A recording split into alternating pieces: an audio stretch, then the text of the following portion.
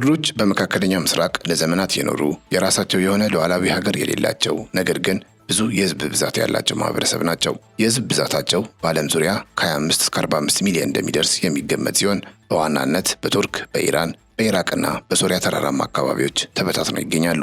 ከኦቶማን ኢምፓየር ውድቀት በኋላ የራሳቸውን ሀገር ለማቋቋም ቃል ቢገባላቸውም በታላላቅ ሀያላን ሀገራት የድንበር ክፍፍል ሳቢያ የተገባላቸው ቃል ተግባራዊ ሳይሆን ቀርቷል።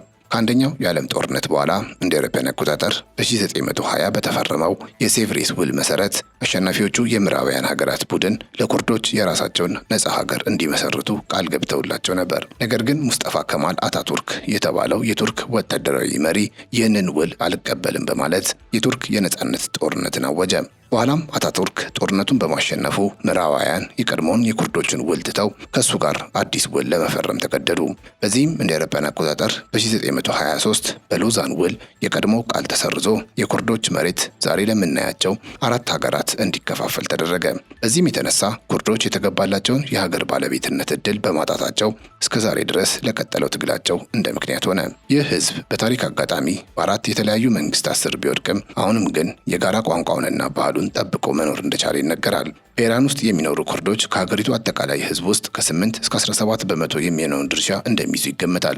እነዚህ ህዝቦች በምዕራብ ኢራን በሚገኙ ግዛቶቻቸው ሰፊ የራስ ገዝ አስተዳደር ወይም ሙሉ ነጻነት ለማግኘት ለዓመታት ሲታገሉ ቆይተዋል። እንደ አውሮፓውያን አቆጣጠር በ1946 የተመሰረተችውና 1 ዓመት ላልሞላ ጊዜ የቆየችው የማህባድ ሪፐብሊክ ለዚህ ተጠቃሽ ናት። ይቺ ሪፐብሊክ በሶቪየት ህብረት ድጋፍ የተመሰረተችና ኩርዶች የራሳቸውን ባንዲራና ብሔራዊ መዝሙር በይፋ የተጠቀሙባት የመጀመሪያዋ መንግስታዊ መዋቅር እንደነበረች ይገለጻል። ሆኖም የሶቪየት ህብረት ከአካባቢው መውጣቱን ተከትሎ የኢራን ጦር ቀጠናውን መልሶ በመቆጣጠሩ ሪፐብሊኳ እንድትፈርስና መሪዎቿ በስቅላት እንዲቀጡ ተደርጓል። የኢራን መንግስት የኩርድ ታጋዮችን እንደ ብሔራዊ ደህንነት ስጋት በመመልከት በቋንቋቸው እንዳይማሩና ባህላቸውን እንዳያሳድጉ ጫና እንደሚፈጽምባቸው ሪፖርቶች ያሳያሉ።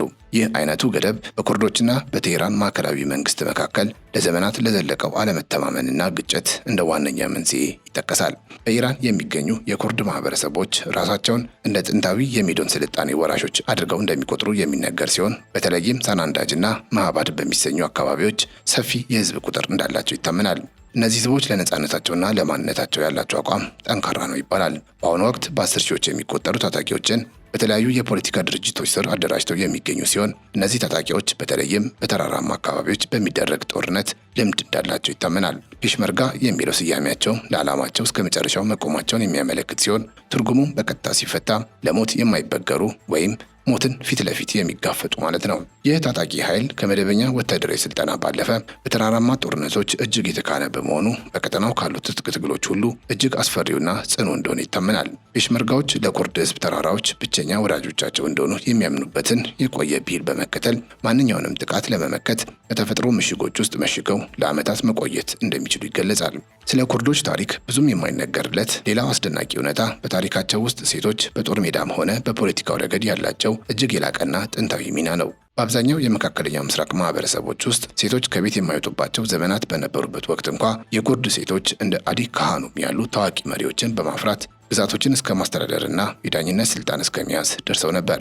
ይህ በባህላቸው ውስጥ የቆየ የሴቶች እኩልነት መንፈስ በሶሪያና በኢራቅ በረሃዎች ውስጥ ከአይኤስ ጋር ፊት ለፊት ሲፋለሙ ለታዩትና ዓለምን ላስደመሙት የሴት ታጣቂ ክፍሎች ዋይፒጂ እንደ ዋነኛ መሰረት እንደሚጠቀስ የታሪክ ተንታኞች ይገልጻሉ።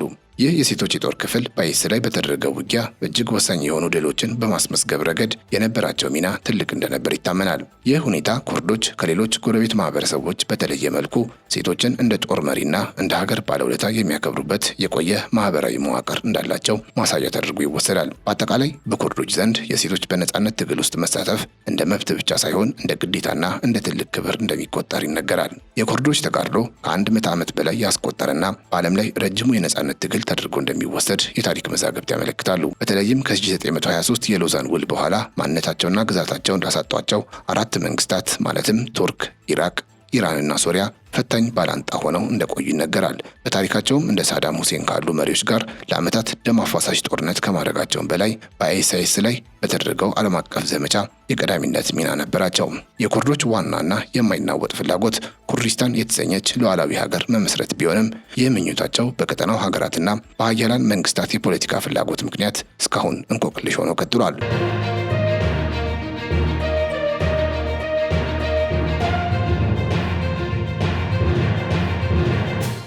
የኩርድ ታጣቂ ኃይሎች በትክክል ስንት እንደሆኑ በእርግጠኝነት መናገር ባይቻልም በተለያዩ ሀገራት የሚገኙት አጠቃላይ ተዋጊዎች ቁጥር እስከ 300,000 እንደሚደርስ የተለያዩ ወታደራዊ ተንታኞች ይገምታሉ። በኢራቅ የሚገኘው ፔሽመርጋ ብቻ ከ150,000 በላይ ሰልጣኝ ተዋጊዎች እንዳሉት የሚነገር ሲሆን በሶሪያና በኢራን ድንበር የሚንቀሳቀሱት ደግሞ በበርካታ 10 ሺዎች እንደሚቆጠሩ ይታመናል። ለእነዚህ ቡድኖች ወታደራዊ ድጋፍና ስልጠና በዋናነት ከአሜሪካና ከአውሮፓ ሀገራት እንደሚያገኙ የሚገለጽ ሲሆን በተለይ በአይኤስአይኤስ ላይ በተደረገው ዘመቻ ዘመናዊ መሳሪያዎችን እንዲታጠቁ ይነገራል። በተጨማሪም እስራኤል በተለያየ ጊዜ ከኢራን ጋር ያለባትን ቁርሾ ተከትሎ ለኩርድ ታጣቂዎች በስውር የስለላና የገንዘብ ድጋፍ እንደምታደርግ ይታመናል። በኩርድ ዘንድ ተራራዎች እንጂ ሌላ ወዳጅ የለንም የሚል አንድ አባባል አላቸው። ይህ አባባል የመነጨው አሜሪካና ሌሎች ምዕራባውያን ሀያላት ኩርዶችን ለራሳቸው ቀጠናዊ ጥቅም ሲሉ በተደጋጋሚ እንደ መሳሪያ ቢጠቀሙባቸውም ጥቅማቸው ሲጠናቀቅ ግን ብቻቸውን ትተዋቸው የመውጣት ልምድ ስላላቸው ነው። ለዚህም እንደ ማሳያ እንደ አውሮፓውያን አቆጣጠር በ1975 በኢራቅና በ2019 በሶሪያ የታየው የአሜሪካ ድጋፍ ማቆም ኩርዶችን ለከፋ ጥቃትና ሽንፈት እንደዳረገ ይነገራል። በዚህ ምክንያት ኩርዶች ከሰው ሰራሽ ፖለቲካዊ ወዳጅነት ይልቅ ለዘመናት መጠለያና ምሽግ የሆኑላቸውን ተራራዎች እንደ ብቸኛና ታማኝ አጋራቸው አድርገው ይቆጥራሉ። አሁንም ቢሆን ባለው ቀጠናዊ ውጥረት አሜሪካና እስራኤል ኩርዶችን በኢራን ላይ እንደ ተጊ ጦር ወይም ፕሮክሲ ፎርስ የመጠቀም ከፍተኛ ፍላጎት እንዳላቸው የሚወጡ ግምቶች አሉ። ሲአይኤ የኢራን ኩርድ ኃይሎችን በማስታጠቅ በኢራን ውስጥ አመፅ እንዲቀሰቀስ እቅድ እያወጣ መሆኑን የተለያዩ መረጃዎች ያሳያሉ።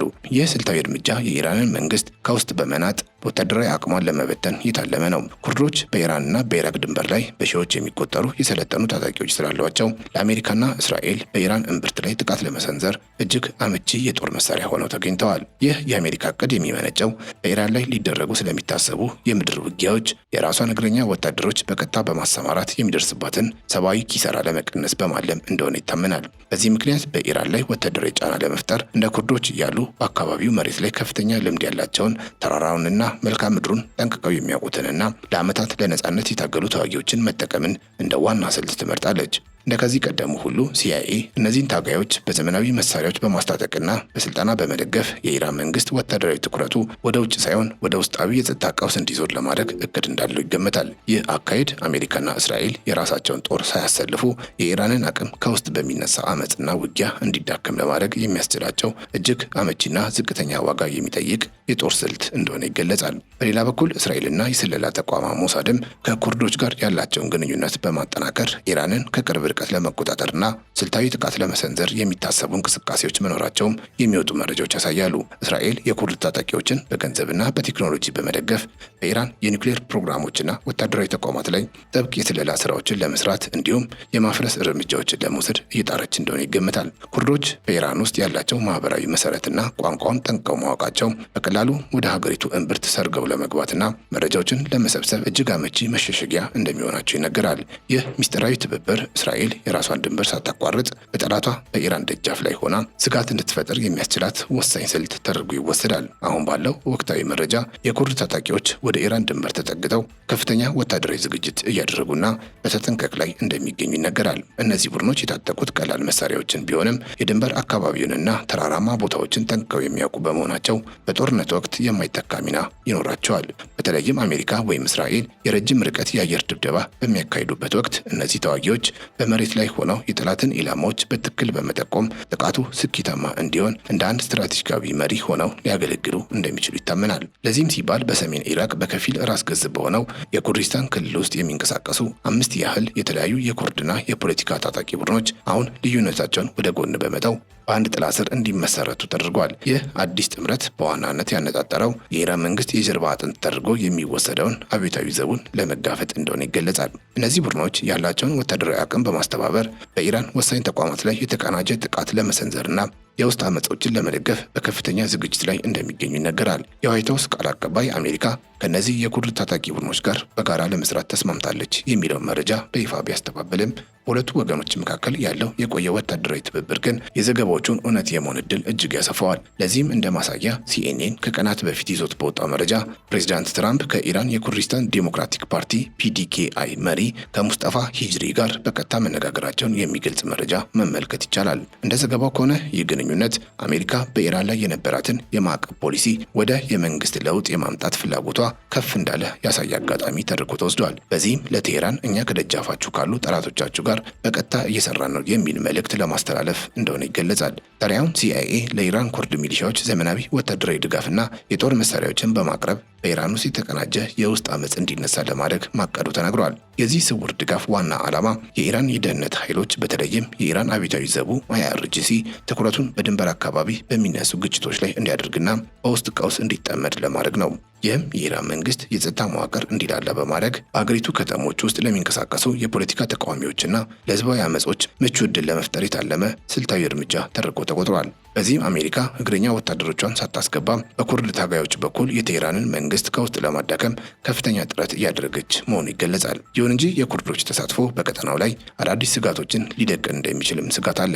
በአንድ በኩል የኩርድ ታጣቂዎች እንቅስቃሴ በኢራን ውስጥ ባሉ ሌሎች ብሔረሰቦች ዘንድ አለመተማመንን በመፍጠር ወደ ብሔር ግጭት ሊያመራ ይችላል ተብሎ ይፈራል። በሌላ በኩል ደግሞ እንደ ቱርክ ያሉ ሀገራት አንዳንዶቹን የኩርድ ቡድኖች በተለይም እንደ PKK ያሉትን እንደ ሽብርተኛ ስለሚመለከቷቸው አሜሪካና እስራኤል ከነዚህ ቡድኖች ጋር አብረው መስራታቸው ቱርክን ሊያስቆጣ ይችላል። በጥቅሉ ሲታይ ኩርዶች በመካከለኛ ምስራቅ ለዘመናት በሚካሄደው ውስብስብ የጂኦፖለቲካዊ ቁማር ውስጥ ሁልጊዜም ዋነኛ ተዋናዮችና የለውጥ ሞተሮች ሆነው ቀጥለዋል። ኩርዶች በታሪካቸው የራሳቸውን ነፃ መንግስት ለመመስረት የሚያደርጉትን ጥረት ያልተዉ፣ የራሳቸው ቋንቋ፣ ባህልና ወታደራዊ ወግ ወይም ፔሽመርጋን አጥብቀው የያዙ ብርቱ ማህበረሰቦች ናቸው። በተለይም በጦር ሜዳ ያላቸው ጽናትና ሴቶችን ጭምር ያሳተፈው የትግል ስልታቸው በቀጠናው ተጽዕኖ ለመፍጠር ለሚፈልጉ ታላላቅ ኃይላት ሁልጊዜም ተመራጭ አጋር እንዲሆኑ አድርጓቸዋል። ይህ ታሪካዊ ጥንካሬያቸውና ለነጻነት ያላቸው ጥማት ኩርዶችን በመካከለኛ ምስራቅ ሰላምና መረጋጋት ወይም ግጭት ላይ ወሳኝ ሚና እንዲኖራቸው አድርጓቸዋል። አሁን ባለው ቀጠናዊ ሁኔታም አሜሪካ ከኢራን ጋር ለገባችበት እልህ አስጨራሽ ጦርነት ኩርዶችን ዳግም እንደ ስልታዊ መሳሪያ ልትጠቀምባቸው እንደሆነ ይገመታል።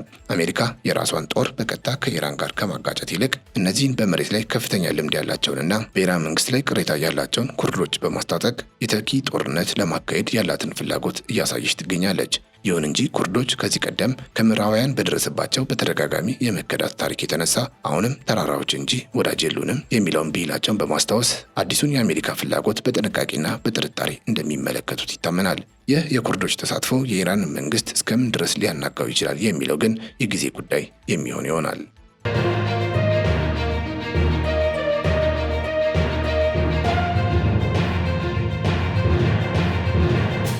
የተከበራችሁ የገበያ ሚዲያ ቤተሰቦቻችን ለዛሬ ያዘጋጀንላችሁ መረጃ ይህንን ይመስል ነበር። አብራችሁን ስለነበራችሁ እጅግ እናመሰግናለን። ቻናላችንን ሰብስክራይብ፣ ይህን ቪዲዮ ላይክ እንድታደርጉም በአክብሮት እንጠይቃችኋለን። በያላችሁበት ሰላም